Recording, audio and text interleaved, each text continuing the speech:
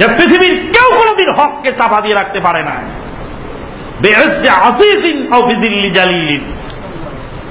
আল্লাহর দরবারে কি জবাব দিবেন মুফতি সাহেব? পিস টিভি বন্ধ হয়েছে, খুব খুশি হয়েছেন। আল্লাহর দরবারে কি জবাব দেবেন? নীরবে একটু রাতের বেলায় হিসাব করে দেখেন। স্টার জলসার বিরুদ্ধে কথা বলেন না? যে সমস্ত চ্যানেলগুলিতে নর্তকী নাচানো হয় তাদের বিরুদ্ধে বলেন না?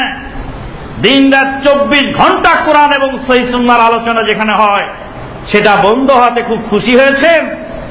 তবে শুনে রাখেন, সারা পৃথিবীতে লক্ষ লক্ষ কোটি কোটি তাওহীদি জনতার হৃদয়ের মণিকূটায় যে আঘাত লেগেছে, হৃদয়ে যে রক্তক্ষরণ শুরু হয়েছে, সেই রক্তক্ষরণ একদিন বিষ বাষ্পে পরিণত হবে। দুনিয়াতে যদি কিছু না হয়, আল্লাহর আদালত বড় ভয়াবহ। আলাইসাল্লাহু বিআহকামিল হাকিমিন। আল্লাহ কি চূড়ান্ত ফয়সালাকারী নন?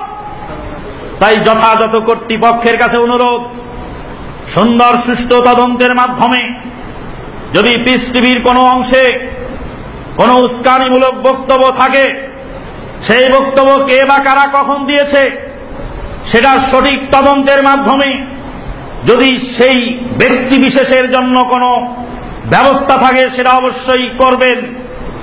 আর যদি না হয়ে থাকে, ঢালাওভাবে বিনা বিচারে বিনা তদন্তে যদি এইভাবে করা হয়, তাহলে সেটা বড়ই ভয়াবহ কারণ হবে।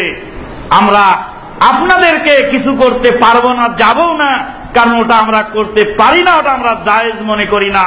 কিন্তু আল্লাহর ফয়সালা বড় কঠিন, ভয়াবহ। বন্ধুগণ, আপনাদের মনের ভিতরে কত ব্যথা। লন্ডন থেকে দিনী বোন হাওমাও করে কাঁদছেন, অস্ট্রেলিয়া থেকে ভাই ফোন দিচ্ছেন, কানাডা থেকে আর একজন মুরব্বী আফসোস করছেন, সারা বিশ্ব থেকে কথা আসছে। আপনারা ধৈর্য ধরুন, সবুর করুন, ধৈর্যের ফল সুমিষ্ট হয়। একদিন অবশ্যই যারা ভুল পদক্ষেপে থাকবেন, আল্লাহ তাদেরকে ভুল সংশোধন করার তৌফিক দেবেন, অবশ্যই দেবেন ইনশাআল্লাহ। কারণ এই দিন আল্লাহর, আর সংরক্ষণের দায়িত্ব খোদ আল্লাহ নিজের হাতে রেখেছেন। আমাদের কোনো খাজার ডাব্বা নাই, আমাদের কোনো হাদিয়া তহবা নজরানার তহবিল নাই, আমাদের কোনো ব্যক্তিগত স্বার্থ এখানে নাই, সির্ফ দিনের খেদমত ছাড়া। মানুষ মনে করে পিস টিভিতে যারা আলোচনা করে অনেক টাকা পায়। আমরা প্রথমবার গেলাম, সির্ফ যাতায়াত দিয়ে ছাড়া, চারেনার কোনো পয়সা, সেখানে কোনো অনারিয়াম ব্যবস্থা করা হয়নি। এমন এক ইয়েতে আমাদেরকে দেওয়া হয়েছিল যে রাতের খাবারটাও ছিল না ওই বিমানে। ডক্টর মুসলিউদ্দিন সাহেবকে 50টা দিরহাম দিয়ে হাতে তুলে দিয়ে বলল, এই 50টা দিরহাম আপনি বিমানের মধ্যে কিছু খেয়ে নিন। কয়েকটা টাকা এখান থেকে নিয়ে গেছিলেন, ওই কয়টা টাকা দিয়ে কয়েকটা চকলেট মকলেট কিনে নিয়ে দুবাই থেকে রিটার্ন চলে আসলেন। সির্ফ দিনের স্বার্থে এই কাজগুলি চলছে।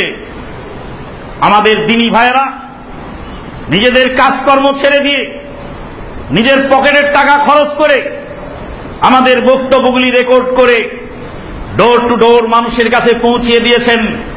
আজকে কত নওজোয়ান ফিরে এসেছে, কত যুবকের ভুল ভ্রান্ত পথ থেকে তারা সঠিক পথে এসেছে। আল্লাহ পাকের গজবের শিকার হবেন না, এই অনুরোধ রেখেই সঠিক সিদ্ধান্ত আল্লাহ পাক আপনাদেরকে নেওয়ার তৌফিক দান করুন। সঠিক সিদ্ধান্ত নেবেন, আল্লাহর গায়েবী মদদ আপনার উপর থাকবে ইনশাআল্লাহ। আকুলু মা তাসমাউন। বারাকাল্লাহু লানা ওয়া লাকুম ফিল কুরআনিল আযীম ওয়া নাফা'না ওয়া ইয়্যাকুম বিল আয়াতি ওয়াজ যিকরিল হাকীম। ইন্নাহু তাআলা জাওয়াদুন কারীমুম মালিকুম বার রাউফুর রহিম।